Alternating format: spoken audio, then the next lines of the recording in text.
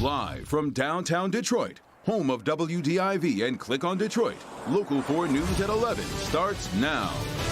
Temperatures near a record again as we go into Wednesday, but that's as good as it gets. Find out how chilly things become as we head towards the weekend. All right, Ben, also a Metro Detroit woman says she's desperate to get it back and hopes this video leads to the thief who stole her motorized wheelchair. But we begin with dozens of shots fired in an East Side neighborhood with 4 people rushed to the hospital. One of those 4 men was killed after the gunfire rang out in broad daylight. Happened just before 6 this evening on Lodwick in the Cornerstone Village neighborhood. Jason Colthorpe live tonight with what else we know. Jason. Well, we know this is one of the bigger crime scenes we've seen in a while, Devin. If you take a look behind me, you see the crime tape here on Burden. It goes for blocks. You can see police well down in the distance, and it also goes back up Lodwick, several houses that way on several of these streets, which is why police have been out here for hours. Now, we don't know exactly how many shots were fired, but we do know when neighbors heard it, they said it went on for quite a while. It was a lot of bullets that got sprayed. Yellow crime scene tape outlines several blocks of the East Side's Cornerstone Village neighborhood. It was loud, too. Detroit police say gunfire erupted from a black vehicle around dinner time at the corner of Lodwick and Burden. The sound was unmistakable to neighbors. All we heard was like it was one gun, but it was like a Draco or something. Lacey Mahone and Delonzo Wilson were just down the street. And then my uncle just came in the house. He went out on the porch to see what it was. Then he came in the house like, y'all better get down. So we all just dropped to the floor. When they finally came out of the house and walked closer, they were shocked by what they found. And we just heard somebody screaming, like screaming real bad. And we came down here to the corner and they said that a man got shot in the face and he was laying on the ground. And it was a girl who was screaming hysterically, like, I don't know, I just feel real bad for them people. I hope they're okay.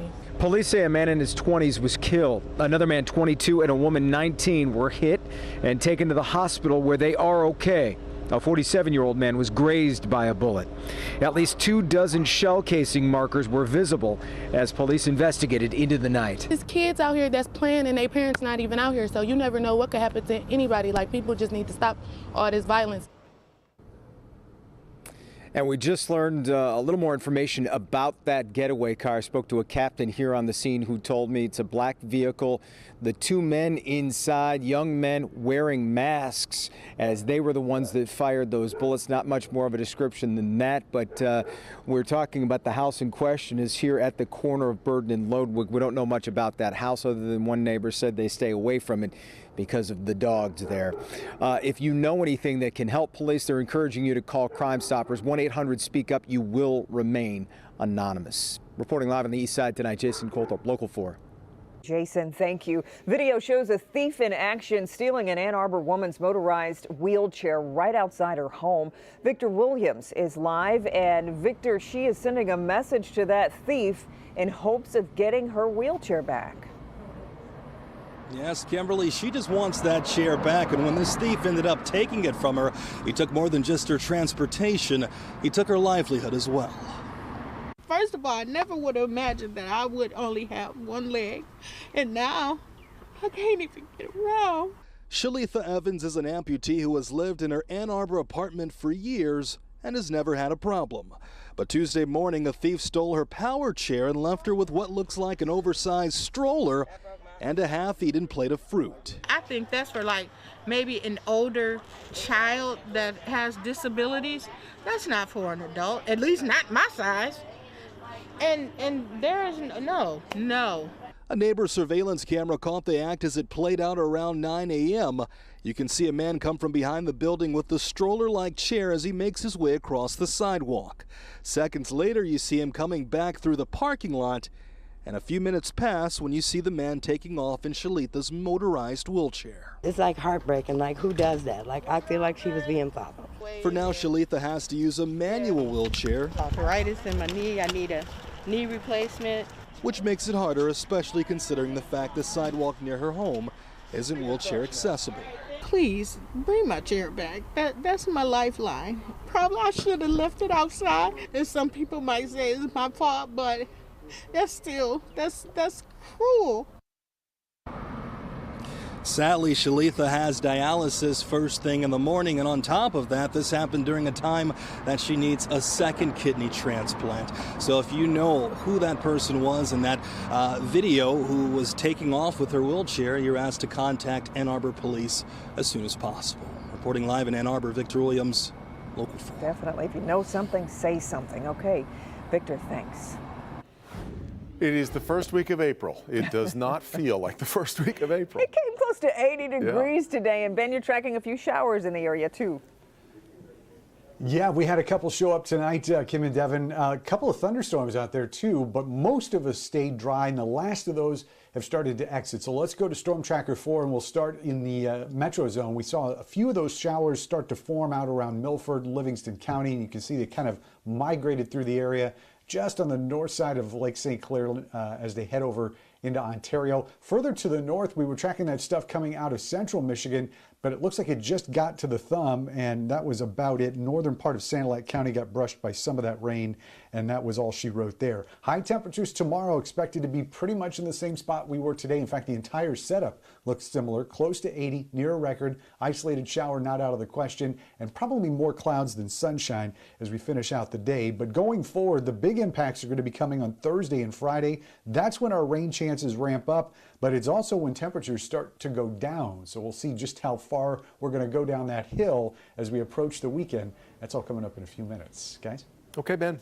Let's move now to the coronavirus as Governor Whitmer shares what she believes is causing the state's surge in cases. We start with schools. Students and teachers will have to prepare for year-end tests after the federal government denied the state's request to waive testing because of the pandemic. Wayne State University will suspend in-person classes and sports for 10 days because of Michigan's increase in cases. And today the state reports 4,964 new cases and 58 additional deaths. Governor Whitmer says she believes multiple factors, including the success of early restrictions, are contributing to the surge in cases. We were able to really push our infection rate down so low for such a long period of time. Now that variants are present here, we have lots of people that don't have antibodies because we were successful. But travel, variants, few people with antibodies because we were so successful in the early days, on top of the natural fatigue that comes with a year into this, is making our jobs a lot tougher. And that's why we've got to keep pushing through to vaccinate the people of the state. And just into the newsroom, the Wayne County Clerk's CPL division will be closed the rest of the week following a positive COVID test in the office. Customers impacted by the closure will be contacted to reschedule their appointment. President Biden announcing today he's moving up the date when all U.S. adults will be eligible for the vaccine. Previously, that deadline was May 1st. It is now April 19th. The good news is we're on track to beat our goal of 200 million shots in the first 100 days. More than 75% of the people over the age of 65 have gotten shots, up from 8% when we took office. Here in Michigan, everyone 16 and older became eligible for the vaccine yesterday. Now, tomorrow, the Wayne County prosecutor is expected to announce a charging decision in a high-profile police shooting. Last July, Detroit police shot and killed Hakeem Littleton while gang squad members were attempting to take his friend into custody on a federal drug warrant. His friend surrendered, but police body cam video shows Littleton shoot twice at an officer before officers returned fire. Prosecutor Kim Worthy will announce her decision tomorrow at noon. A 7th Michigan man is now facing charges connected with the January 6th insurrection at the U.S. Capitol. 25-year-old Jeremiah Kaplinger of Taylor faces 3 felony counts, including knowingly entering or remaining in a restricted building. He appeared in federal court today, was later released on bond. The evidence against him includes an interview with MLive, where he admitted to scaling a wall and entering the Capitol in an open doorway. Albion College is offering a $1,000 reward to find the person responsible for racist graffiti found on campus. The graffiti included references to the KKK. The private college released this statement saying, quote, "We are currently investigating who is responsible for the racist graffiti in our residential buildings, and we will seek criminal charges against those involved. If they are Albion College students, they will also immediately be subject to the student conduct process, including the potential for suspension or expulsion." Still ahead, it was an elaborate scheme involving disguises and fake IDs. $100,000 stolen from MGM Casino in downtown. A new development in a bizarre case coming up. And Disney World announcing a new relaxed mask policy, and it comes right in the middle of spring break. But first, 3 Oakland County attorneys arrested in a $1 million scheme involving hundreds of victims. We'll have that next.